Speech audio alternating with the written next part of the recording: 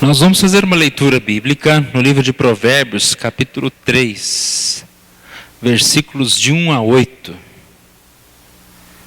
Semana passada nós começamos a estudar Minha Família Precisa, e falamos que minha família precisa de uma comunicação saudável. Essa comunicação saudável é expressa através de atos de amor.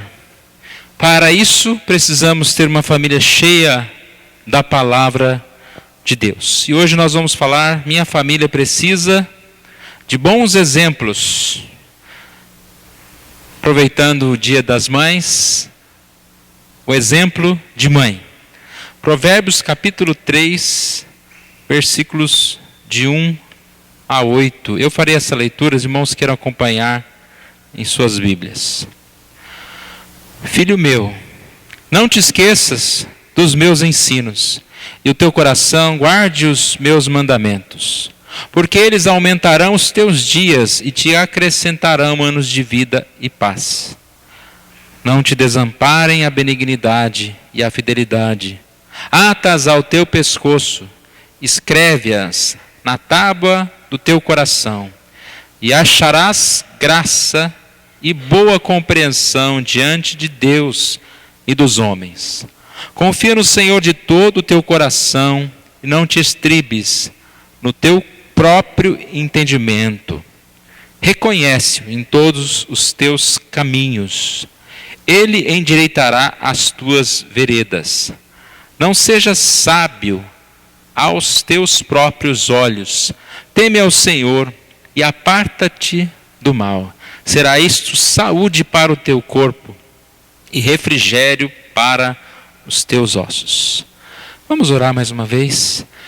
Obrigado, Senhor, nós te somos gratos pela tua palavra, te somos gratos pela instrução que o Senhor nos dá através dela. Pai amado, somos agradecidos pelas pessoas que o Senhor coloca nesse mundo como exemplos para nós. Tantos personagens bíblicos, tantos irmãos que com sua história, ó Pai, nos fazem olhar e desejar, ó Deus, ser melhores em Cristo Jesus.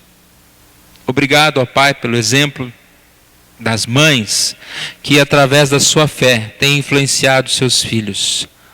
Obrigado, ó Pai, por esse momento, ó Deus, e que ao olharmos a história de pessoas que serviram ao Senhor, ó Deus, nosso coração seja tocado por isso, ó Deus. E tenhamos, ó Deus, esse desejo de seguir-te mais e mais, buscar a tua presença.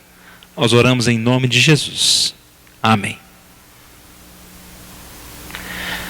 Nós falamos há algumas semanas sobre a questão do ser imitador.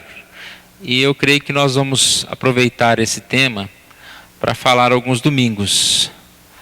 No propósito nosso de estudar esse ano sobre o tema relacionado ao Senhor da nossa história, uma das mensagens está relacionada a isso, a gente observar histórias bíblicas e a partir dessas histórias buscar exemplos que para nós sirvam de exemplo. Então nós podemos sim ter o exemplo maior e devemos ter. Eu devo ser imitador de Jesus, de Cristo, devo seguir a Cristo. Mas como o próprio Paulo diz, eu posso imitar as pessoas que imitaram a Cristo, aprendendo através das pessoas. E hoje então, de certa forma, nós vamos quase que dar início a essa série de imitadores. Pensando a respeito de exemplo de mãe. E eu quero citar o exemplo de uma mãe chamada Susanna Wesley. Susanna Wesley é mãe de João Wesley. E quando nós realmente lemos uma biografia, essa biografia, para a gente dizer, essa é uma biografia completa, ela tem que conter a história de sua mãe. Você não pode estudar ninguém sem pensar, mas quem são os pais, né? Quem é a mãe desse sujeito que nós estamos estudando a biografia? E Susana foi mãe desse grande pastor John Wesley, que viveu nos anos de 1703 a 1791. Um homem muito conhecido, nós vamos falar um pouquinho sobre ele. Conhecido por ser usado, um grande avivamento do seu tempo. Um grande pregador, um grande homem de Deus. E cremos que a história dele está, com certeza, muito relacionada ao que ele aprendeu com seus pais, especialmente com a sua mãe, Susana Wesley. Ela, filha de um pregador, esforçada, casou-se também com um pregador, e nós vemos que é alguém que realmente serviu a Deus, com certeza se dedicou muito a Deus. Nós não podemos ficar indo de mãe em mãe, senão a gente vai chegar lá em Eva, né?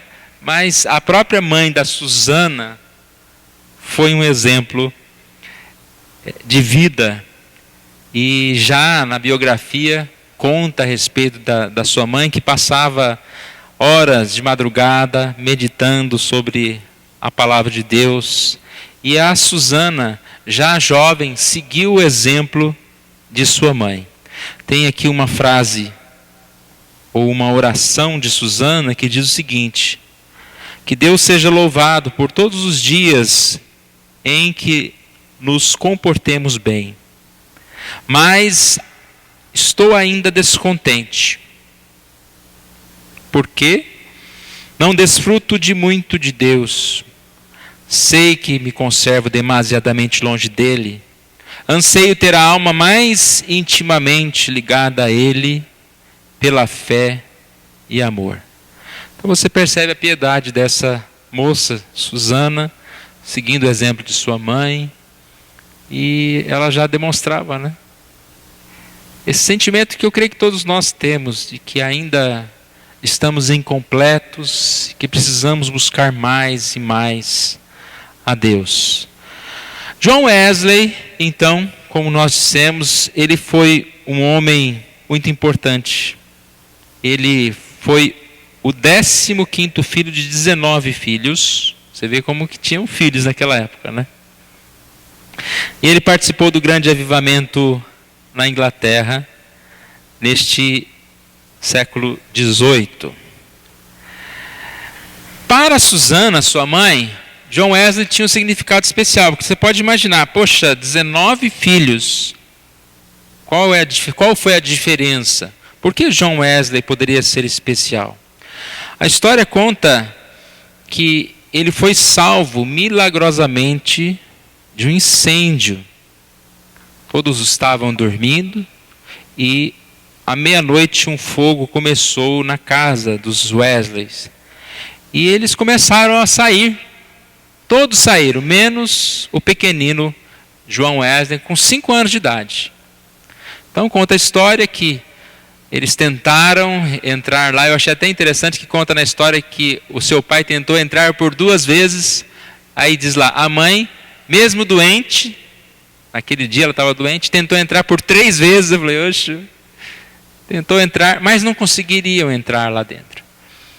E diz que em certo momento eles começaram a orar, a família se reuniu, começaram a orar, e naquela hora o pequenininho acordou e ele mesmo conseguiu juntar umas coisas para subir perto de uma janela. Quando ele foi avistado naquela janela, algumas pessoas foram até ali, uma subiu no pescoço da outra, até alcançar o menininho lá.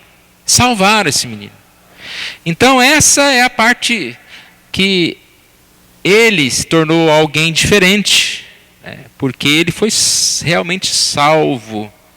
E dentre essa história, há aqui uma oração, né, de Susana, que diz o seguinte: Senhor, esforçai-me mais definitivamente em prol desta criança, a qual salvaste tão misericordiosamente. procurarei transmitir-lhe fielmente ao coração os princípios da tua religião e virtude. Senhor, dá-me a graça necessária para fazer isso, sincera e sabiamente, e abençoa os meus esforços com grande êxito. Então ela considerou esse filho um filho especial. E nós vemos então que ela foi um exemplo de mãe. O que ela fez de diferente? Nossa mensagem está relacionada a... Nós aprendemos com esse exemplo. Nós percebemos que nós podemos tirar muitas coisas boas das histórias dos outros, da vida dos outros. A gente faz isso já automaticamente. Você vê uma receita, de comida boa que alguém faz, você copia, você faz igual. Porque você quer ter a mesma experiência que aquela pessoa. Diariamente nós estamos copiando coisas boas para a nossa vida. E infelizmente a sociedade, as pessoas estão esquecendo de copiar princípios bons.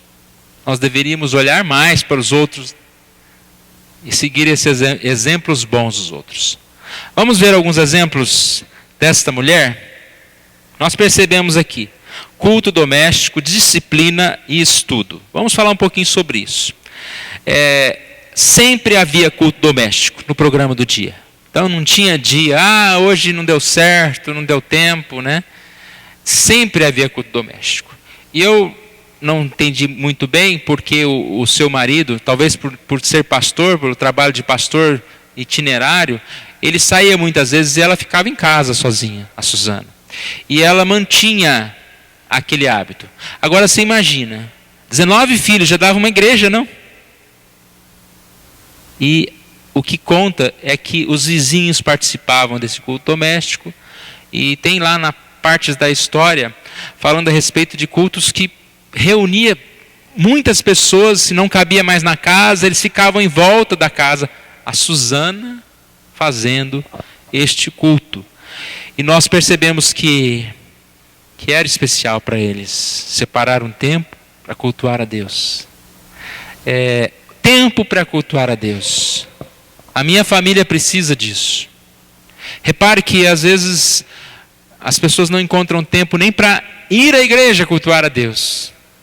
E a gente às vezes pergunta, se eu não consigo nem arrumar tempo para ir à igreja cultuar a Deus, o quanto eu estou reservando esse tempo na minha casa?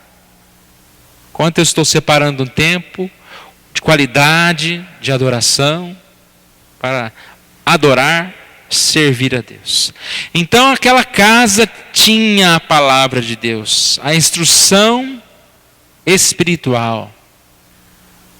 A mãe instruía, os pais instruíam aquelas crianças. Mais do que instruí-los sobre, meu filho, vai estudar porque quando você crescer você precisa ganhar dinheiro para sustentar a sua família.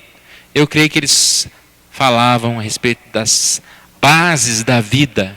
Se o Senhor não edificar a casa, em vão trabalham os que edificam.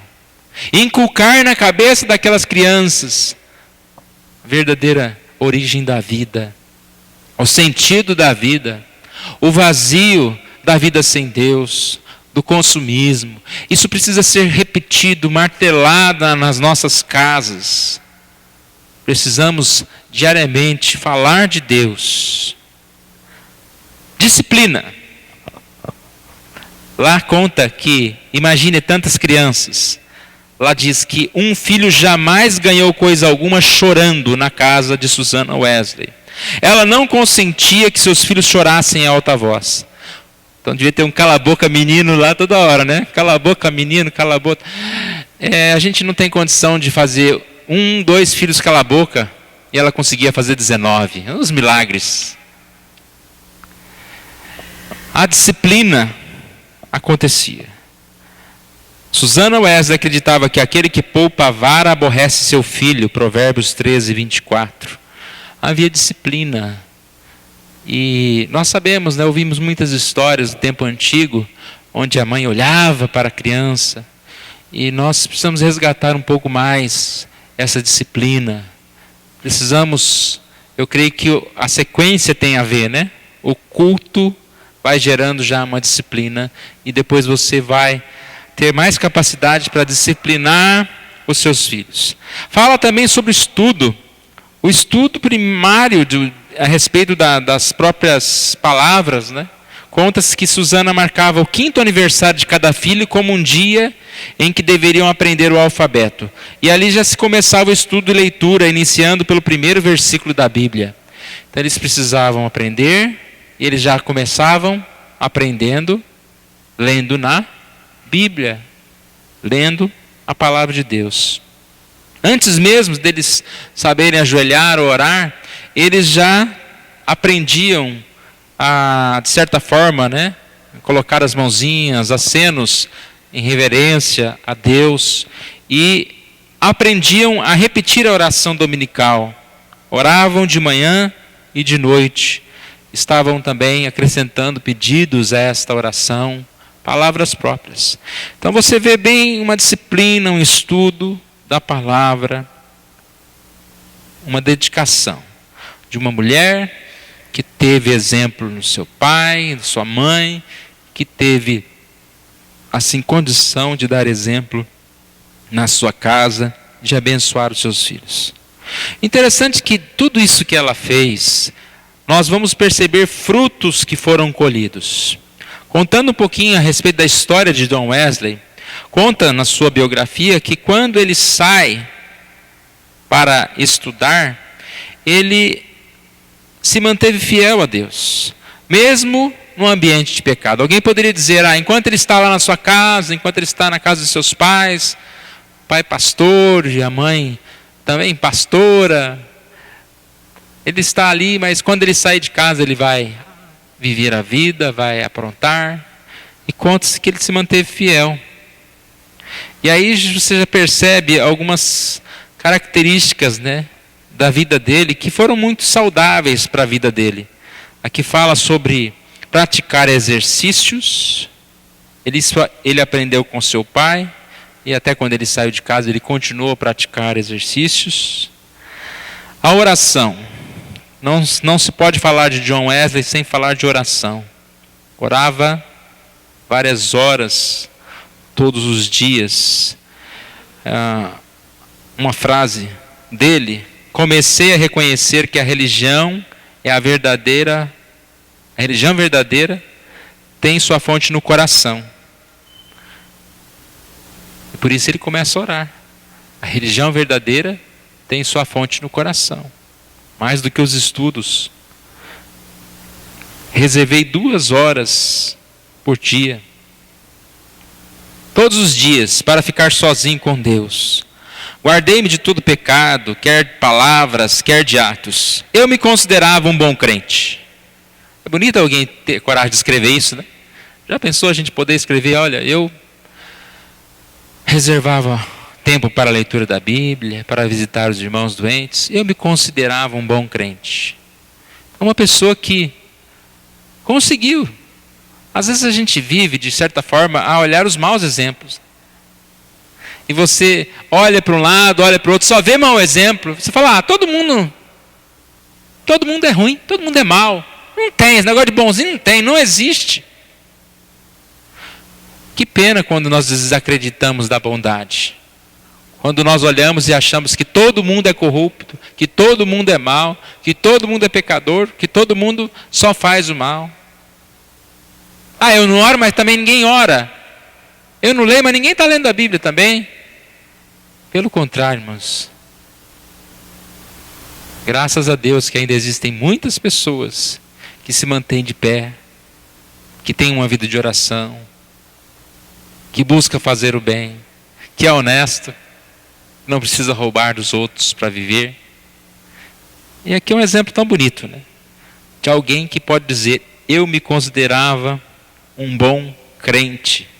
Então ele preocupou-se com a sua vida espiritual mais do que com o seu intelecto.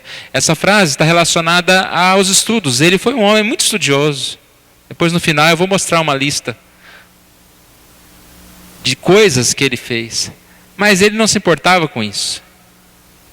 Conhecedor de várias línguas, estudioso. Mas ele viu que o mais importante era conhecer e ter uma vida espiritual. Os números da vida desse homem são incríveis. eu acho que, de certa forma, imbatíveis. Aqui diz, pregou cerca de 780 vezes por ano, durante 54 anos. Aonde ele se reunia? Às vezes ele era perseguido e chegava numa determinada cidade, as pessoas não deixavam pregar.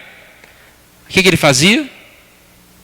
Ele ia para um canto lá na rua, na porta, numa praça ou num lugar, e todos iam para lá. Aqui diz cerca de 5 a 20 mil pessoas afluíam para ouvir os seus sermões. Diz que em certas ocasiões, a cidade que ele estava, o dono dos bailes, das boates, tinham que fechar, porque não tinha ninguém. Ninguém queria ir naquele dia que John Wesley iria pregar, ninguém queria ir num clube, ninguém queria ir numa boate, ir numa danceteria, ir num bar, todos queriam estar ali. Aí a gente pensa hoje em dia, né? Copa do Mundo, vai ter domingo, 8 horas da noite, a final da Olimpíada, lançamento de dardo. Nossa, sempre me interessei por lançamento de dardo, vamos fechar a igreja. Todo mundo tem que ir lá assistir o dardo. Não, que feche o dardo. Que a TV venha a falir porque ninguém está interessado em assisti-la na hora do culto. É muito mais interessante pensar assim. O que te faz trocar a palavra de Deus por outra coisa? Então a gente percebe que as pessoas aqui, sim, deixavam outras coisas para ouvir o sermão. Andou, em média, mais de 7.000 quilômetros por ano para alcançar os pontos de pregação e ainda tinha tempo para uma vida literária, não leu menos que 1.200 tomos. Aqui a leitura dele é interessante, que repare, ele era uma pessoa que corria todos os dias, que se exercitava, acordava cedo, se exercitava. Então ele andava a cavalo e ele lia. Enquanto ele andava a cavalo, estava viajando a cavalo. Eu não sei como é que faz isso, né? Se dá, mas diziam que dava, né? Então estava viajando, o cavalo andando e ele lendo a cavalo. Ele não tinha iPod não, mas tinha o livro. E ele lia. Deixava de viajar porque chovia? Não, viajava na chuva, no sol, na neve. 7.000 quilômetros por ano, alcançava os seus pontos de pregação, visitava. Diz que ao todo escreveu cerca de 230 livros. Olha aqui uma lista aqui. Nós vamos ler rapidinho essa lista aqui. Escreveu uma gramática hebraica, outra em latim e ainda outras em francês e inglês. Serviu durante muitos anos como redator de um jornal de 56 páginas. Escreveu um dicionário completo de língua inglesa, um comentário do Novo Testamento. Revisou e publicou uma biblioteca de 50 volumes, reduzindo-a para 30 volumes. Um livro sobre filosofia natural, compilou uma obra de 4 volumes sobre a história da igreja, escreveu e publicou um livro sobre a história de Roma e outro sobre a da Inglaterra, 3 volumes sobre medicina, 6 sobre música para cultos. Ele com seu irmão, Carlos, escreveram e publicaram 54 inários. É uma vida calma, né? Uma vida assim, sabe? Vida mansa. E você percebe que ele se especializou em várias coisas: medicina, música, gramática, filosofia, Bíblia, comentários. É possível fazer muito mais, não? O quanto nós precisamos olhar para esses bons exemplos. E ele foi um homem que foi criado num lar onde não havia abundância de pão, ou seja, ele viveu uma vida pobre. Mas com a venda dos livros ganhou uma fortuna. E o que ele fez com essa fortuna? Comprou um avião. Não, né? Provavelmente ele continuou andando no seu cavalo. E diz que com esse dinheiro ele contribuiu para a causa de Cristo. Quando faleceu, deixou ao mundo 2 colheres, uma chaleira de prata, um casaco velho E aí diz: dezenas de milhares de almas salvas em épocas de grande decadência espiritual. Então, você percebe, né, a diferença de um homem que serviu a Deus, que se interessou em outras coisas, não apenas em si mesmo. Eu achei interessante, eu vou falar aqui mais essa parte pequenina. O título diz o seguinte: atribuiu à sua saúde a seguinte regra. Eu vi uma semana passada uma senhora, não sei se tinha 90 e poucos anos ou 100 e poucos anos, perguntaram para ela qual era a receita, fala, a receita ou a razão da sua longevidade. Vocês ouviram o que ela disse? Mantenha-se à distância de homens, não case, fica sozinha, você vai viver muitos anos, né? Então essa foi a receita dela. A receita de John Wesley também não é muito fácil, mas ela é boa. Então olha a receita dele para viver muitos anos. Ele, para viver em 1700, 88 anos é bastante, né? Porque naquela época, onde 45, 46 já estava acabado, né? Então ele viveu 88 anos, uma longevidade. Então vamos lá. Exercício físico constante e ar fresco. Tudo bem? Fácil esse, né? Ele diz: não perder uma noite de sono desde o seu nascimento. Ele está complicando, como que faz isso, né? Conta-se que é o seguinte: a hora que ele cansava, ele dormia. Cansava 2 horas da tarde, ele dormia. Acordava e dormia. Acordava 4 horas da manhã todo dia. Mas diz que ele iria dormir depois das 9. Ou seja, então ele não dormia muito tarde. Vamos dizer que ele dormia 9, 9h30 da noite. Para acordar 4 horas da manhã. Mas quando ele ia dormir 9h30 da manhã, ele dormia.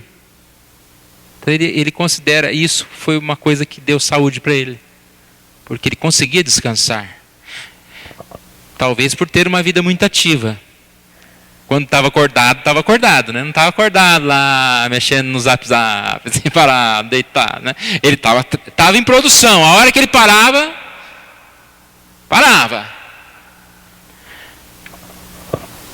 Então, a habilidade de dormir que vai voltar aqui. A habilidade de dormir de dia ou de noite ao sentir-se cansado. 4. Fato de observar a regra por mais de 60 anos de se levantar às 4 horas da manhã. Aí está ficando difícil, né? Mas eu pensei o seguinte, tá? Você não dorme 9 horas da noite, você dorme meia-noite, então você tem 3 horas a mais. No lugar de você acordar às 4, 5, 6, 7, acorda às 7. Não tem problema. Dorme da meia-noite às 7. Agora você tem tempo para orar das 7 às 9? Ou das 7 às 8? Ah, não tem tempo das 7 às 8? Antes de dormir, então, das 11 à meia-noite? O importante é separar esse tempo. Não é admissível um cristão não ter tempo para ler a Bíblia, para orar.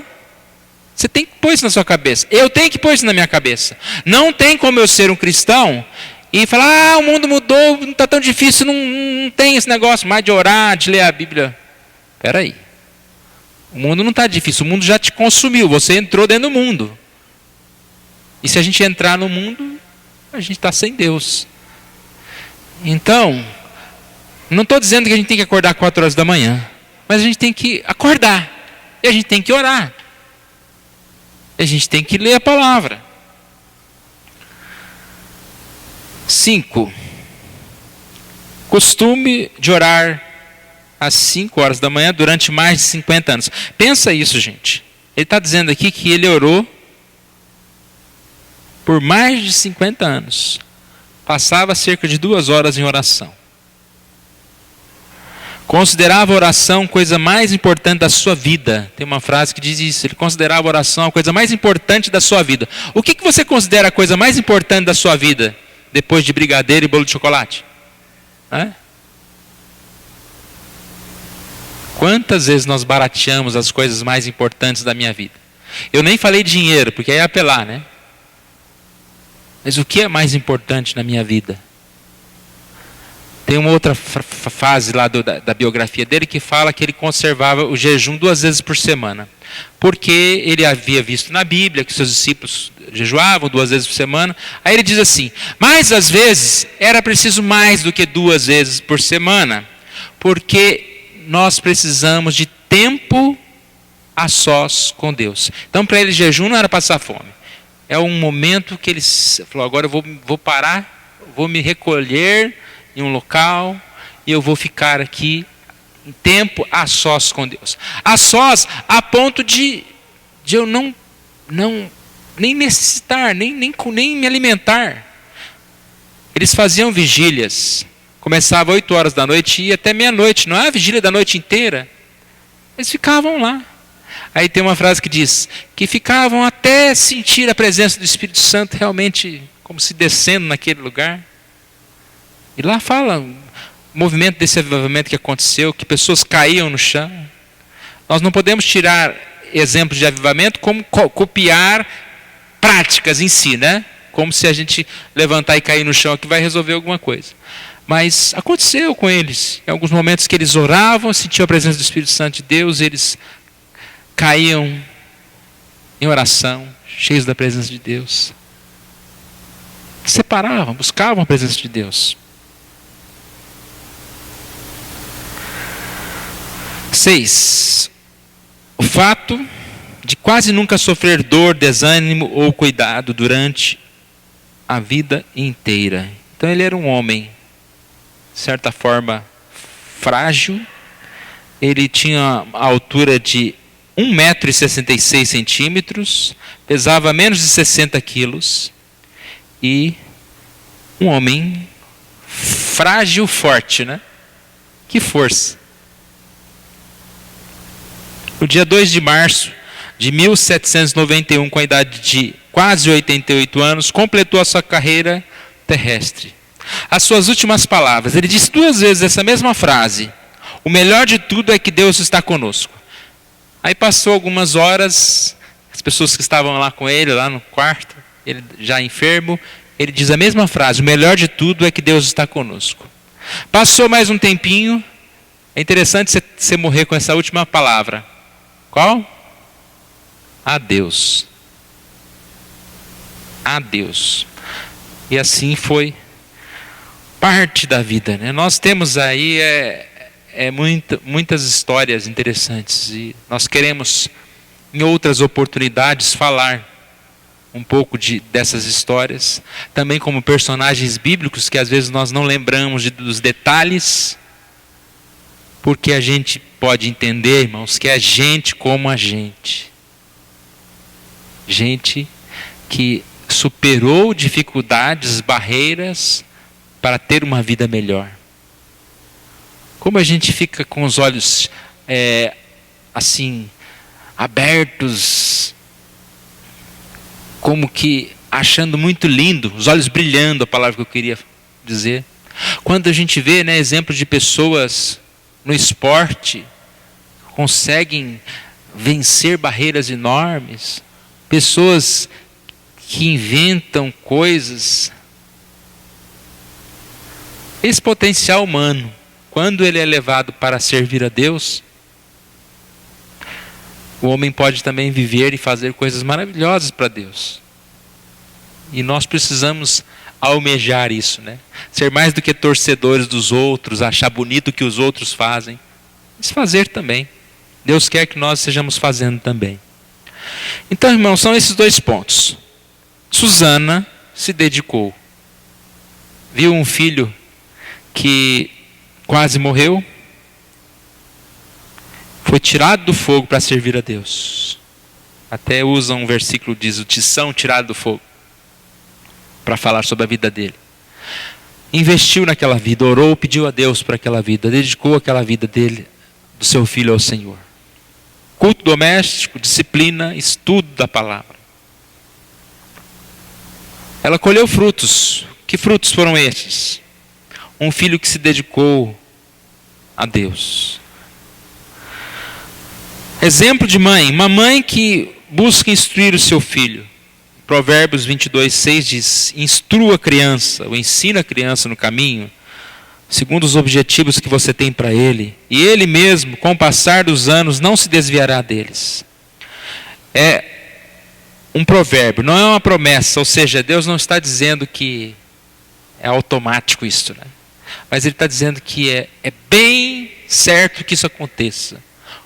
Uma criança bem instruída, uma criança que teve exemplos de fé, que seus pais oraram por ela, é bem provável que ela seja um servo de Deus. Não se desviará deles. E o filho? Provérbios 3. Não te esqueças dos ensinos. Não te esqueças dos exemplos. Cada um de nós como filhos, nós devemos olhar para os exemplos que nós tivemos. Eu creio que um exemplo grande é o exemplo da mãe. Mas pela nossa vida, quantas pessoas nos ensinaram? Quantos pastores? Quantos bons conselhos? Quanto o Espírito Santo de Deus falando ao nosso coração diariamente, constantemente. Quanto a palavra de Deus falando. Não te esqueças dos ensinos. Guarde-os no teu coração, porque eles aumentarão os teus dias e te acrescentarão anos de vida e paz. É uma promessa muito boa. Uma promessa de longevidade, e é uma promessa de longevidade em paz. Que adianta você viver muitos anos, mas uma vida miserável, sem qualidade na alma. Essa é a promessa. Não desampare a benignidade, a fidelidade. Que a gente venha a buscar essa presença das coisas boas. Atas ao teu pescoço, escreves na tábua do teu coração. Confia no Senhor. Reconhece em todos os teus caminhos. Não sejas sábio aos teus próprios olhos. Teme ao Senhor. Tarefa de filho: ouça os ensinos. Tarefa de mãe: seja um exemplo para o seu filho. Que nós possamos assim, irmãos, crescer nesse conhecimento de Deus, a verdade de Deus. E que nesse Dia das Mães nós possamos lembrar, sim, do exemplo que nós tivemos da nossa mãe. Possamos também lembrar que uma família precisa de bons exemplos. A responsabilidade que eu tenho de ser um bom exemplo na minha casa. E se a minha casa aprender, a minha família vai ser um bom exemplo para a minha igreja. E a minha igreja vai ser um bom exemplo para a sociedade. Nós estamos carentes de bons exemplos. Mas Deus nos dá essa condição. De sermos pessoas que as pessoas podem olhar e pode imitar. Faça como aquele irmão lá, que você vai fazer bem. Que Deus assim nos ajude, irmãos, a olhar para a história e poder ver histórias como essa. E que Deus nos ajude a olhar para a história do Brasil hoje, da igreja hoje, e crer que nós podemos ver histórias como essas, de pessoas, de pastores, de líderes, de irmãos, que se dedicaram mais e mais a Deus. Vamos orar. Vamos ficar em pé, vamos fazer uma oração. Obrigado, Senhor Deus. Nós te louvamos pela nossa vida. Nós te louvamos, ó Deus, porque não podemos reclamar que vivemos num mundo de maus exemplos, que somos influenciados pelo mal, ó Deus. Porque mais do que o mundo mau está, ó Deus, a tua palavra, os exemplos bons, o teu Espírito Santo falando aos nossos corações, ó Deus. Obrigado por estarmos aqui hoje, pois vencemos, pois maior, ó Deus, foi o teu chamado para vir à tua casa para adorar ao Senhor, ó Deus. Nos ajude, Senhor. Pois se o Senhor não edificar a casa, em vão será a nossa vida, nossa casa, nossa família. As paredes que levantarmos não serão paredes firmes, se não tiver o sustento, ó Deus, o alicerce do Senhor Jesus. Ó Pai amado, que o Senhor nos ajude a buscar o Senhor em primeiro lugar, ó Deus. Obrigado, ó Pai, pelas mães aqui presentes. Obrigado, ó Pai, pelos exemplos que elas têm dado aos seus filhos. E que o Senhor dê a cada uma, ó Deus, condições de continuar a ser uma mãe exemplar, ó Deus. E assim, ó Deus, nos fortaleça, Pai. É o que nós te pedimos, oramos em nome de Jesus. Amém.